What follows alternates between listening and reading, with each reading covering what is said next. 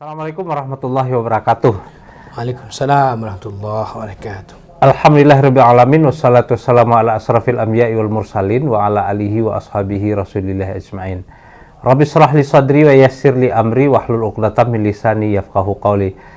Sahabat Pelantara Muda yang dirahmati Allah, pada kali ini kita berkesempatan di tengah kesibukan yang luar biasa, Ketua DPRD Kabupaten Agam, Bapak Kandidat Dr. Novi Irwan Nahar MM, yang pada kesempatan ini di tempat beliau di Yayasan Al-Azhar kita bisa berbincang sejenak tentang Kabupaten Agam ke depan.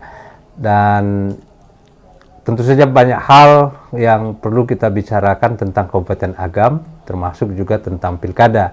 Dan tentu saja mudah-mudahan kita berharap apa yang kita bincangkan ini menjadi sesuatu yang bermanfaat untuk kita bersama masyarakat Agam dimanapun berada. Selamat malam Pak Novi. Selamat malam Ustaz. Assalamualaikum. Waalaikumsalam warahmatullahi wabarakatuh. Sehat? Alhamdulillah Ustaz.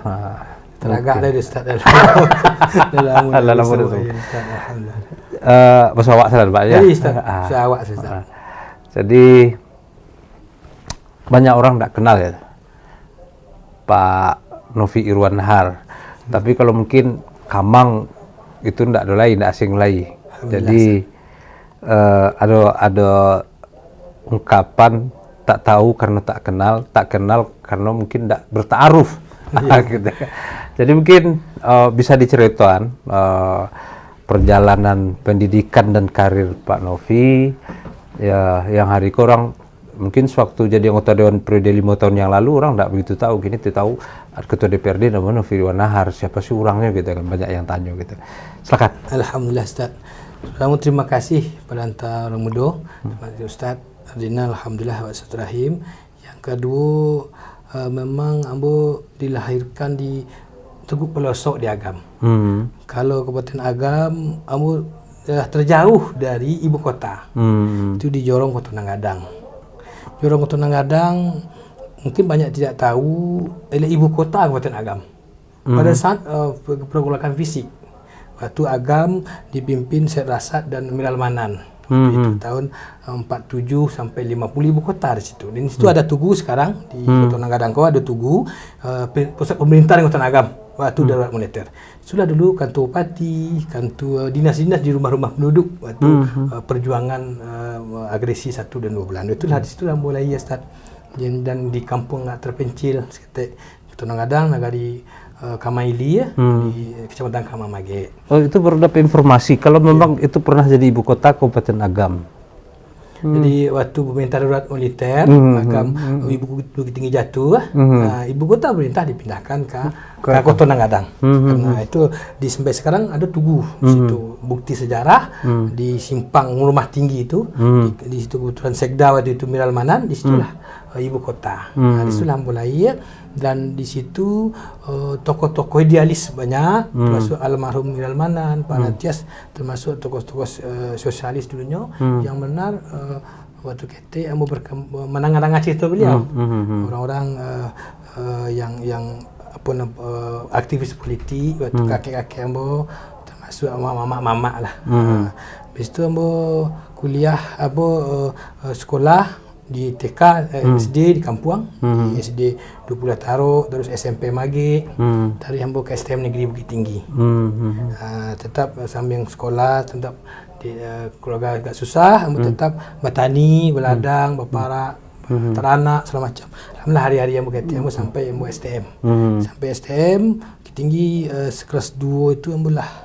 Alhamdulillah di Susaidui ambo dah kerja bengkel Ustaz. Di Gumarang, di Bang Edi di Bangkaweh. Dah bengkel bis itu di Au, memilih-milih auto dulu baru berangkat bukan baru. Itulah masa STM ambo. Tapi alhamdulillah di banyak itu ada kegembiraan juga waktu kita sampai di Au di terminal duduk sampai melok-melok mesin kan. Sampai STM lulus STM Negeri tinggi. Jurusan mesin memang biasanya. Otomotif. Otomotif. Karena di keluarga kamu sendiri, baik ayah, kakek, rata-rata orang teknik. Ayah ambo di tambang, alat berat, dan kakek-kakek ambo susunya memang orang teknik walaupun sebagian juga ada aktivis politik. So mak-mak, adik-adik seluruhnya hampir orang teknik. STM tu Ustaz, ndak ambo ndak langsung kuliah. Langsung kerja di bengkel KWB Panji. Setahun masa itu sampai ke Jambi, ke Palembang, mulai bis itu booming. Bis-bis itu luar biasa. Ratusan sehari itu berangkit ke Jawa kan. Kini yang agak pesawat, banyak job waktu itu di bengkel bis. Setelah ambo setahun, ambo cari agak iri ambo kawan-kawan ambo kuliah ke Bandung. Ke Jogja, ada ke UGM, ke ITB, ke UNJ dan ke UI. Tahun kedua ambo UMPTN, ambil UI jo UNJ IKIP Jakarta, baru ambo ke Jakarta. Alhamdulillah diterima di teknik mesin otomotif di UNJ Jakarta. Di situ di Jakarta kebetulan pas tiba itu 27 Juli Ustaz. Pas bergolak Jakarta, pas waktu PDIP. Pas 27 Juli itu mana ambo tiba di Jakarta dan rusuh Jakarta. Dan mencegah cerita, jadilah yang masuk 96 itu di kampus UI, IKIP Jakarta, UNJ, rata-rata jadi aktivis. Karena zaman itu membuat kita jadi aktivis. Jadi aktivis hampir tiap hari demo, menggerakkan massa segala macam. Hampir setiap minggu tu pasti ada turun ke Senayan, kenal tokoh, sehingga aku kenal lah tokoh-tokoh politik baik secara nasional maupun di DKI. Walaupun aku masih kuliah. Dan dalam perjalanan diamanahkan Ketua Mahasiswa Minang UNJ, terakhir Mubes KM Jaya tahun 2000, pernah terpilih jadi Ketua Pengurus Pusat Mahasiswa Minang di Jakarta Raya, seluruh Jakarta sekitar 30 kampus. Dalam pertarungan yang kuat jo, alhamdulillah diamanahkan 2 tahun. Sampai 2002 ambo lulus kuliah 2001, 2002 selesai bertugas ke organisasi baik di Muhammadiyah, pernah aktif di Pemuda Muhammadiyah, di pusat, di Pengurus Pusat Mahasiswa Minang dan BEM dan lain-lain. 2002 ambo mulai stop di organisasi. Karena adik-adik ambo kuliah, adik-adik ambo banyak yang kuliah, sekolah semacam kebutuhan sangat baik. Ambo alhamdulillah masuk di perusahaan tambang. Itulah off ambo di organisasi sosial politik. Terus di organisasi mahasiswa Minang. Karena memang ambo di Aliatra pernah Aliatra 78 dimulai karir di bawah mekanik sampai instruktur mekanik sampai ambo di tambang Kalimantan Timur, Kalimantan Selatan. Jadi instruktur mekanik di Indonesia. Sampai karir ambo alhamdulillah terakhir ambo di Daihatsu mulai dari manajer sampai kepala teknik di Daihatsu Oyama Indonesia. Dia ada expert engineer di Indonesia sampai orang Daihatsu ambo salah satu. Waktu itu tahun 2009an di expert engineering di Indonesia go di khusus untuk Daihatsu. Itulah dari bawah mekanik, dari tukang oli kasar go sampai kepala teknik yang terakhir di Indonesia. Itu perjalanan teknik Ustaz. Setelah 2008 banyak balik ke Jakarta. Aktif balik di Universiti Minang, organisasi Gebu Minang, terakhir juga ketua Kamang Sewa Jabodetabek. 2008 terpilih sampai dilantik Dewan Umum Balik masih ambo ketua. Gebu Minang pernah pengurus pemuda sampai hari ini ambo masih ketua Pemuda Bakor Agam Jabodetabek. Mungkin orang tak tahu, tapi Jawa tahu kan. Kamu masih ketua Pemuda Bakor Agam Jabodetabek sampai hari ini Ustaz. Ada yang menarik. Yang membuat namuh pulang menjadi anggota DPRD di kampung. Padahal sebenarnya itu kan bisa, kalau misalnya mau jalur politik itu kan masih bisa mencalon untuk DPR RI atau mencalon di Kabupaten Agam, mencalon di provinsi ya. Tapi pilihannya menjadi anggota DPRD di Agam. Tentu apa yang membuat sebelum itu? Apalah yang mendorong untuk dari dunia profesional yang artinya lah mapan gitu ya. Pindah ke DPRD susah loh kalau banyak tuntutan gitu ya. Dan kalau dunia profesional itu fasilitas yang lado, yang lah cukui segala macam, kok ditinggal dan masuk ke dunia politik. Selama di perusahaan, malam pun waktu itu mojo S2 lulus 2006 itu semaja di swasta di beberapa kampus. Kamu tetap beraja terus jo ulama-ulama Agam, termasuk jo Buya Rusdi Hamka, kini go Buya Afi Hamka dan lain di Al Azhar. Pulang sekolah kamu situ, kamu mulai pendekatan, maksudnya syukur alhamdulillah Karena memang dari STM mau beasiswa Ustaz. Dari STM tu Bukit Tinggi itulah beasiswa mau Semar. S1 ke Jakarta sekali bayar SPP Ustaz. Di beasiswa negara, S2 di beasiswa senior. S3 kini bayar kok. Alhamdulillah dan dibayar sendiri. Senior jadi banyaknya nikmat ke kita kawan. Sambut adik-adik awak ambo alhamdulillah beasiswa dan walaupun membantu dan seluruhnya hampir sarjana dan ambo 22 orang cucu ambo paling tua dan hampir seluruhnya sarjana dan ada di kampung.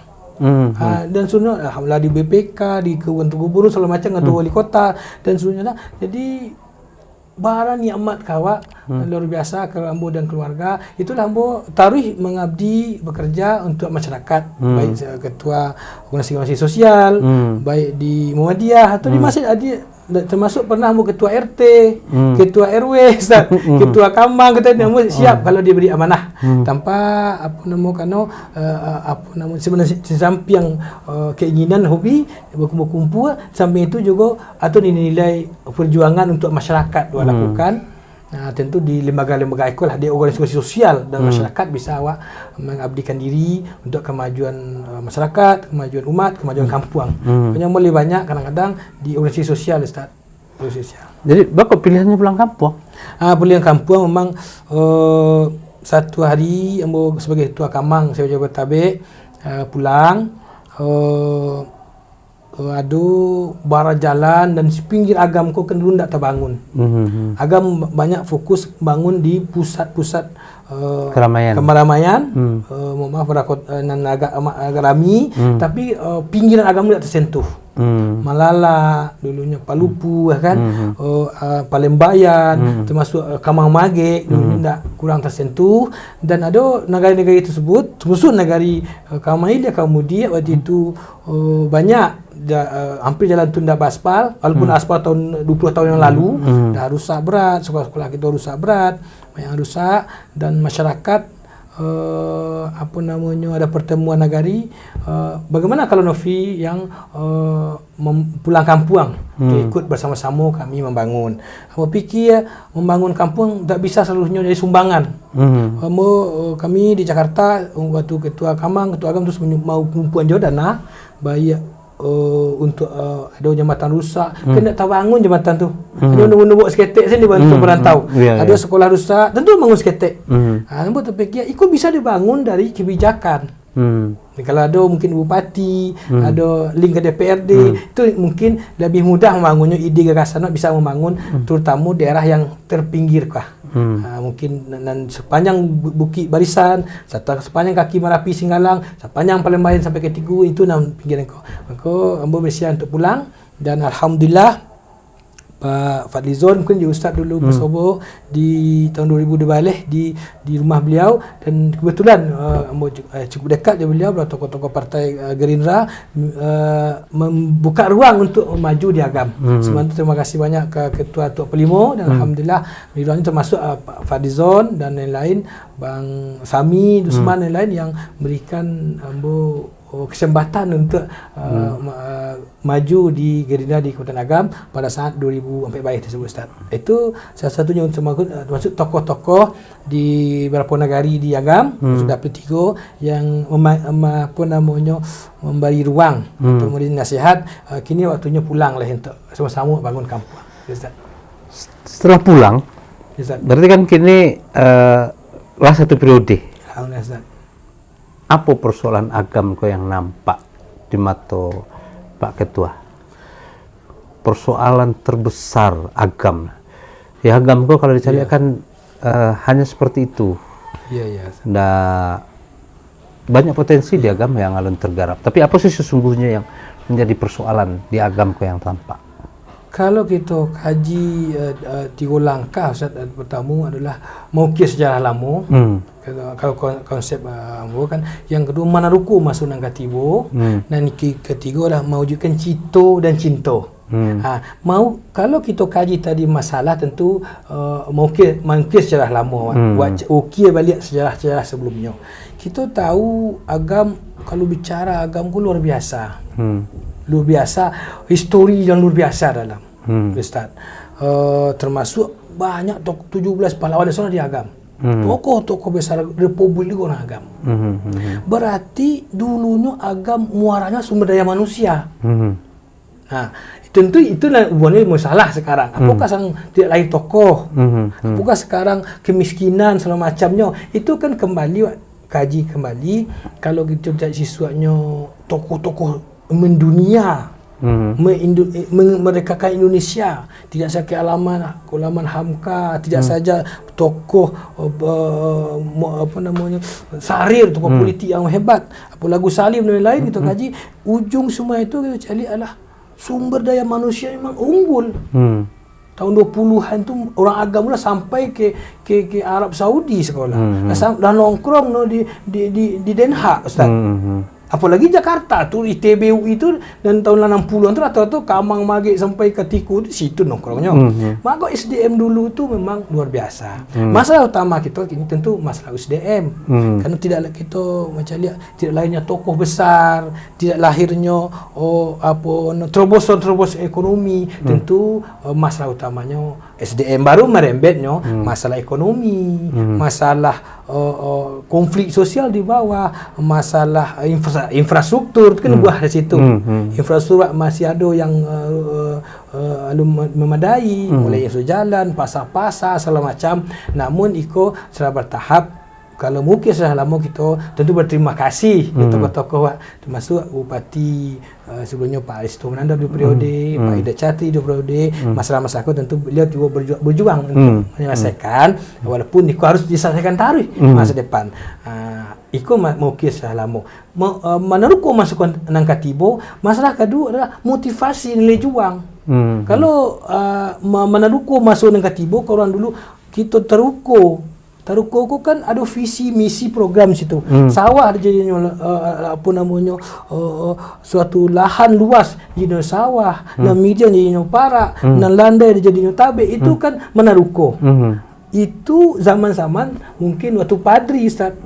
Zaman waktu tahun 8-an, tahun 10-an, Maluku Ketibola mendirikan pusat pendidikan. Ya. Berilah pesantren di Agam yang luar biasa hebatnya. Itu kan beri tahun Parabe, Candu, mulai tahun 05 sampai tahun 26, Ustaz. Sampai pesantren Gobah yang beri tahun 26, Mualimin 36. Mendirikanlah sumber daya luar biasa, termasuk kita tokoh-tokoh agam lainnya sampai mendirikan pesantren gitu. Masa terharu tu, begitu besar karya beliau. Tidak saya untuk republik, untuk daerah, tapi untuk keumatan. Macam ni 35 pesantren di agama minoritas itu luar biasa, karya luar biasa tu. Baru di Jawa berkembang kini pesantren yang besar. Dulu kan orang tu sekolah di agam. Sumber daya. Kini sumber daya ikolah yang siap menaruhku, Ustaz. Lahan-lahan kita masih banyak di Palembayan, di Matu, di Kamang, di Pawah itu kena bisa ditaruhku. Karena semangat meneruko itu dan menurun itu tidak ada. Termasuk mendirikan dengan pondok-pondok pesantren. Sekarang ada mendirikan pondok pesantren, tapi tidak sehebat waktu. Tidak sinergik orang dulu gitu. Tidak sinergik orang dulu. Meneruko itu butuh motivasi kau. Motivasi kalau diri kita sendiri, kalau awak nak muda, kalau adik-adik awak, anak keponakan awak, supaya bermotivasi tinggi menjadi pejuang-pejuang pendidikan, pejuang masyarakat, pejuang politik, pejuang ekonomi, semua tumbuh. Baru tumbuhlah. Kalau mulai masa SDM tadi, tentu kalau terbenahi bersemangatnya sekolah, termasuk hampir hal yang paling dasar, sarana-sarana yang dipernahi dulu, sekolah, bangku, meja, semacam tugas pemerintah. Yang kedua SDM gurunya, supaya berkualitas. Yang ketiga adalah segi anak, banyak memotivasi segala macamnya, dan hampir ada dukungan semua pihak. Kalau lingkungan tu anak rajin sekolah segala macam, dan lingkungannya situ banyak hal-hal negatif tu tercemar, Ustaz. Sehingga keunggulan kata Buya Hamka tu, hampir keunggulan tu bisa kita kembangkan dia. Anak-anak yang kokoh akidah, anak-anak yang taat beribadah, anak-anak yang berakhlakul karimah, anak yang menguasai ilmu teknologi, anak yang terampil hidupnya. Yang kini masa SDM kita, kokoh akidah taat udah berakhlakul limah tapi tidak terampil, itu tidak bisa juga. Atau dia terampil hidup, menguasai ilmu teknologi tapi akidahnya lemah. Itu tidak bisa aja Ustaz. Bisanya pindah agama segala macam kasus gini kan. Dan 5 langkah Buya itu memang itulah tugas balik kita dari surau sekolah segala macam. Kalau SDM sekolah naik tadi tahun 20 saja sehari lah Hamka segala macam, hatta sudah nongkrong mengopi dia di Den Haag segala macam. Kita kan masih yaitu harus pola-pola itu harus dimotivasi dia supaya sekolah tinggi, supaya bisa bangun kampung, bangun pabrik. Di samping tadi menaruko supaya ilmunya ada itu ditaruko, amalkan ilmu itu di kampung.